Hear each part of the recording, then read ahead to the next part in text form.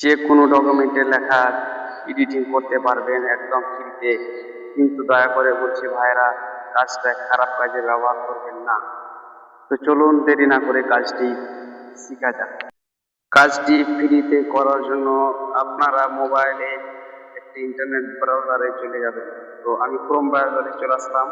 তারপরে এখানে লিখবেন সাজ্জাদ ইট। সাজ্জাদ ইট লিখে সার্চ করলাম। তারপরে এইখানে ক্লিক করবেন। এইখানে ক্লিক করলাম আমি। তারপরে এই উপরে একটি সার্চ বক্স দেখতে পাবেন, এখানে সার্চে লিখবেন ফ্রি এডিট। তো আমি ফ্রি এডিট লিখে দিলাম। তারপরে সার্চ করলাম। তারপরে এইখানে দেখতে পাবেন, এই জায়গাতে ক্লিক করবেন।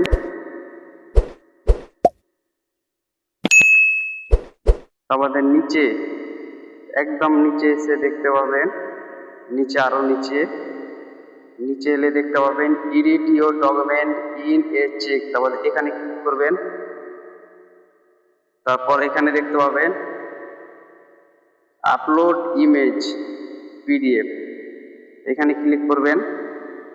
তারপরে নিচে এলে দেখতে পাবেন আপলোড ইউর ফাইল থেকে বা যেখান থেকে পারেন আপনারা এখানে ফটোটা আপলোড করবেন।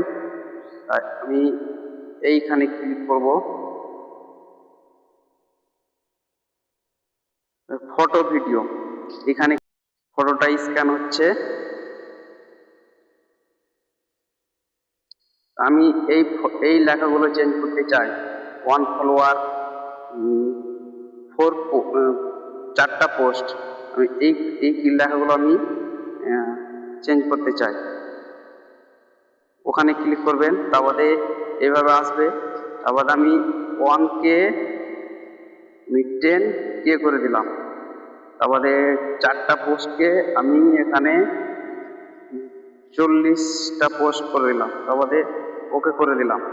এখানে আপনারা চাইলে স্টাইলিশ ভাবে লিখতে পারবেন, সাইজ বড় ছোট করতে পারবেন। আমি আর কিছু করলাম না, ওটাই করে রেখে দিলাম। তারপরে ফটোটা মানে এক্সপোর্ট করে আপনারা ফাইলে নিতে পারবেন। দেখেন আমি এক্সপোর্ট করে নিচ্ছি।